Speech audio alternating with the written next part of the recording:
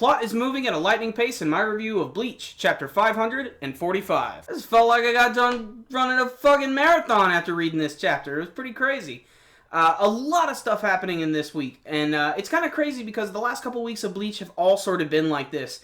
Introduce a small concept, run with it for a few pages, and then immediately skip ahead. I get what they're trying to do here. They're trying to, sort of show that everybody's in dire straits, everybody's desperate and moving fast as they can in order to prepare for this giant war. And that's not to say that this was a bad chapter, it's just there was a lot of different things going on, but it was still a really good one that I really enjoyed, so let's just go ahead and jump right through it. Shenanigans ensue at the Kurosaki house. We get to see that Yuzu and Karen and Ichigo's father are there all just sort of chilling, doing their thing. But things really start to pick up when we get to go back to the Zero Division. We get to see Rukia and Renji are still training with each other. And they seem pretty winded, but really they're just sort of staring each other down. It's sort of the whole point of their training.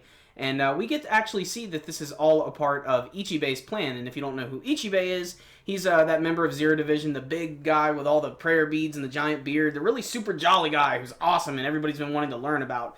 And basically he goes on to say that you guys have improved quite a bit. You're able to withstand all of the pressure here. If you didn't notice when you first came in here, you could probably barely stand. And now they're doing really, really good here. Some more good news is we get to see that Rukia gets a call from Krenji, and she's really excited about this.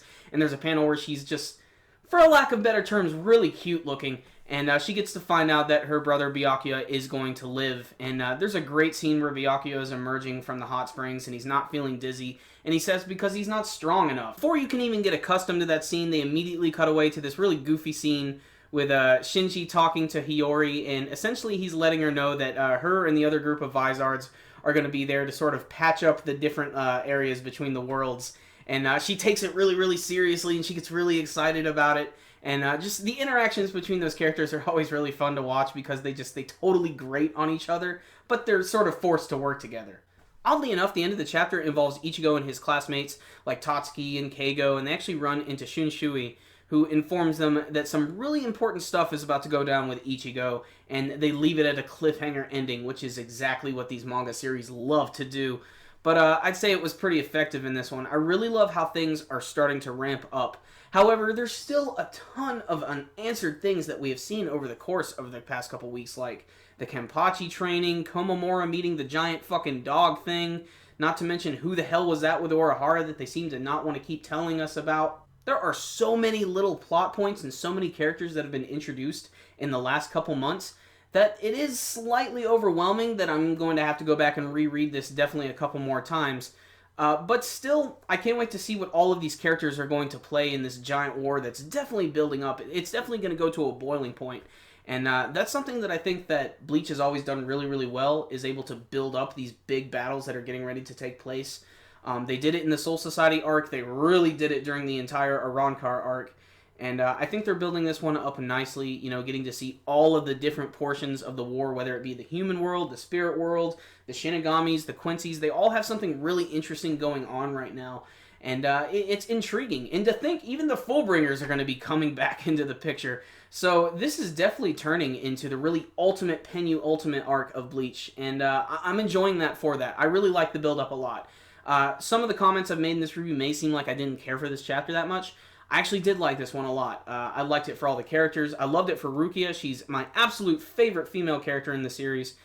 It was just good to see her and Renji again. I think they really play well with each other. And speaking of Renji, I didn't mention there was a scene where he was working with Senjumaru, another member of the Zero Division, and they're basically like doing measurements for the clothes that they wear, and she threatens to basically cut his dick off. Yeah, that's pretty much all I can say about that. So it's not too shocking after coming off of the Bombietta Bastardvine stuff from last week. But it was definitely pretty funny, and it's obvious that Bleach is definitely getting really crazy right now.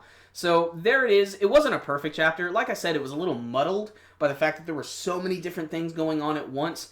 But if you're a fan of the series, you're probably going to be able to follow along anyway. So you're probably going to like that. As an average just manga reader, you're probably not going to get much out of it. So I'm going to give this week's chapter a 7 out of 10. Just kind of an average, decent read. So there it is, guys, my review of Bleach. How did you guys feel about this week's chapter? Did you like to see all of these characters that are being reintroduced yet again? You can let me know with your comments below. And you guys know the drill by now. Before you leave, make sure and give this video a thumbs up. It's one of the best ways to support us. And speaking of supporting us, make sure and check out some of our videos. Make sure and check out this one right here. It's another one in my Super Smash Bros. Wii U and 3DS character wish list. It is on Slippy Toad from Star Fox, and I know he's kind of an annoying character, but make sure and check out that video, and maybe I can convince you otherwise. So there it is, guys. Make sure to give this video a thumbs up and subscribe. We will see you next time. Super Kami Guru 9000, out.